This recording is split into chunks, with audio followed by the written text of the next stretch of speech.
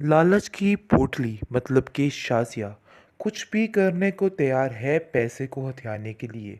आप देखेंगे कि औरंगज़ेब के हर चीज़ में साथ देती है और कहती है कि आप जैसा कर रहे हैं बिल्कुल ठीक करें। एक औरत होने के नाते इसके दिल में ज़रा भी रहम नहीं आया गुड्डी के लिए, और वो गुड्डी को जहर देने पर मजबूर होगी।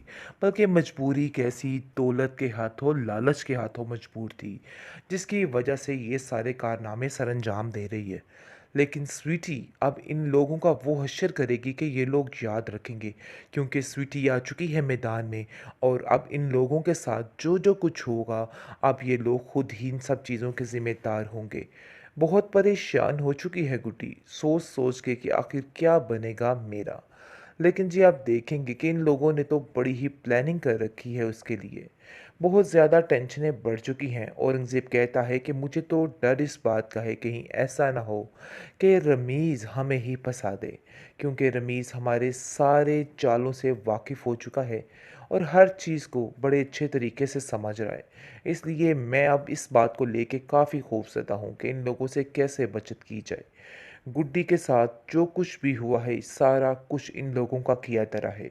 लेकिन आप देखेंगे कि दूसरी तरफ नासिर काफ़ी परेशान है और सोच रहा है कि आखिर कब गुड्डी का पता चलेगा और कब सारे मामलात सुधरेंगे। मुझे तो कुछ समझ नहीं आ रही है। इतनी परेशानी बन चुकी है कि बस क्या बताऊं, बहुत ज़्यादा टेंशन हो चुकी है।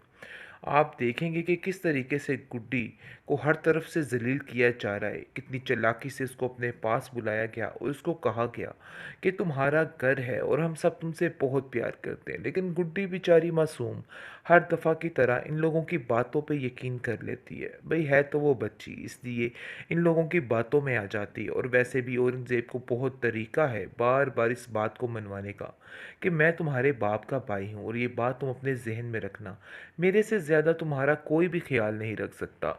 ये बात गुड्डी के दिमाग में बार बार डाली जाती है, जिसकी वजह से उसको खामोश करना पड़ता है। दूसरी तरफ अंदर ही अंदर शाजिया खौफजदा है कि कहीं ऐसा ना हो कि जब सारे राज फाश हो जाएं तो हमारे पास कुछ भी ना रहे और हम बिल्कुल खाली हाथ खराब हो रह जाएं। जाएगा। इसलिए मैं ऐसा बिल्कुल भी नहीं करूँगा और ना ही कोई रिस्क लूँगा। आगे से शाज़िया कहती है कि अरे भई आप ये क्या करना चाह रहे हैं? सारी ज़िंदगी के लिए ये पाला मेरे गले में डालना चाह रहे हैं। मुझे तो समझ नहीं आ रही है कि आखिर इसके बाद क्या होगा? लेकिन उसको कहता है कि तुम्हारा दिमाग इतना सा है कि तुम ये बातें नहीं सोच सकती। इसलिए फ़ज़ूल सी बातें सोचने का तो कोई फ़ायदा ही नहीं है। अपने दिमाग को दुरुस्त कर लो। किस किस्म की बेहुदा बातें कर रही हो तुम? तुम फ़िक्र मत करो, बहुत ठीक हो जाएगा सब। जैसे ही हम गुड्डी की शादी कर देंगे, उसके बाद गुड्डी का ख़ात्मा कर देंगे। क्योंकि ये बात तो तय है कि गुड्डी की शादी अहमद के साथ बहुत ज़रूरी हो चुकी है और इस तरीके से किसी को शक भी नहीं होगा। लोग तो यही समझेंगे ना कि हमने उसके फ़ायदे के लिए ये सब कुछ किया है।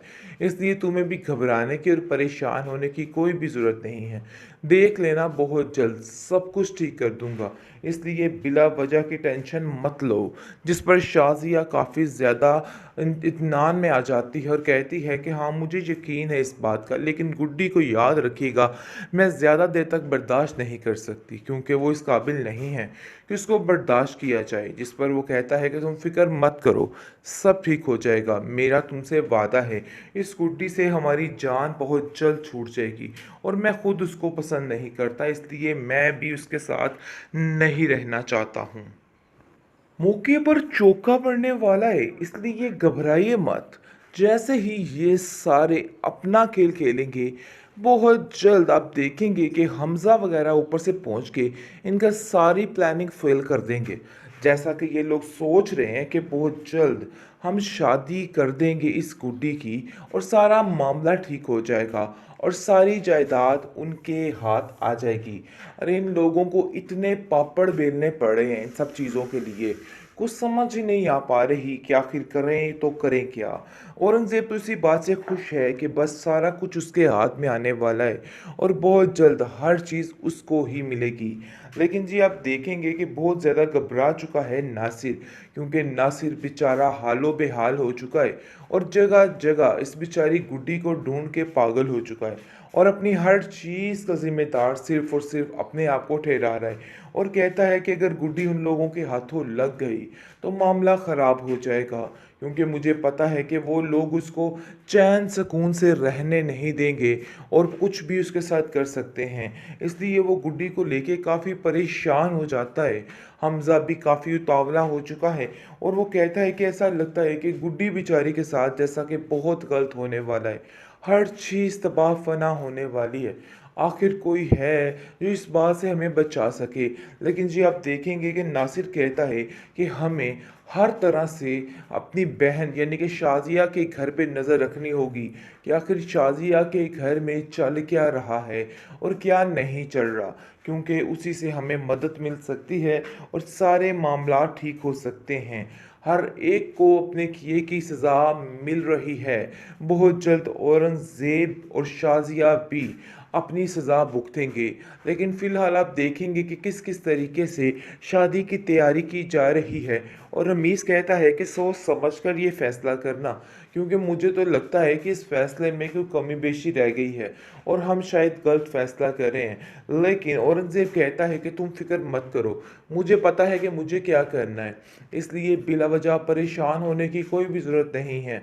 मैंने कोई भी गलत फ़ैसला नहीं किया है, बल्कि यही बेहतरीन फ़ैसला है। तुम्हारी बातों में आकर अगर मैं उसको नुकसान पहुँचा दूँ अभी से, तो सारा मामला ख़राब हो जाएगा। इसलिए मैं ऐसा बिल्कुल भी नहीं करूँगा और ना ही कोई रिस्क लूँगा। आगे से शाज़िया कहती है कि अरे भई आप ये क्या करना चाह रहे हैं? सारी ज़िंदगी के लिए ये पाला मेरे गले में डालना चाह रहे हैं। मुझे तो समझ नहीं आ रही है कि आखिर इससे के बाद क्या होगा? लेकिन उसको कहता है कि तुम्हारा दिमाग इतना सा है कि तुम ये बातें नहीं सोच सकती।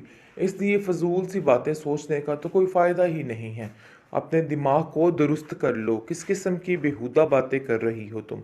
तुम फ़िक्र मत करो, बहुत ठीक हो जाएगा सब। जैसे ही हम गुड्डी की शादी कर देंगे, उसके बाद गुड्डी का ख़ात्मा कर देंगे। क्योंकि ये बात तो तय है कि गुड्डी की शादी अहमद के साथ बहुत ज़रूरी हो चुकी है और इस तरीके से किसी को शक भी नहीं होगा। लोग तो यही समझेंगे ना कि हमने उसके फ़ायदे के लिए ये सब कुछ किया है। इसलिए तुम्हें भी घबराने की और परेशान होने की कोई भी ज़रूरत नहीं है। देख लेना, बहुत जल्द सब कुछ ठीक कर दूँगा।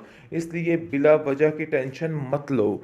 जिस पर शाज़िया काफ़ी ज़्यादा इत्मीनान में आ जाती है और कहती है कि हाँ, मुझे यकीन है इस बात का, लेकिन गुड्डी को याद रखिएगा, मैं ज़्यादा देर तक बर्दाश्त नहीं कर सकती, क्योंकि वो इस काबिल नहीं है कि उसको बर्दाश्त किया जाए। जिस पर वो कहता है कि तुम फ़िक्र मत करो, सब ठीक हो जाएगा, मेरा तुमसे वादा है। इस गुड्डी से हमारी जान बहुत जल्द छूट जाएगी और मैं खुद उसको पसंद नहीं करता, इसलिए मैं भी उसके साथ नहीं रहना चाहता हूँ।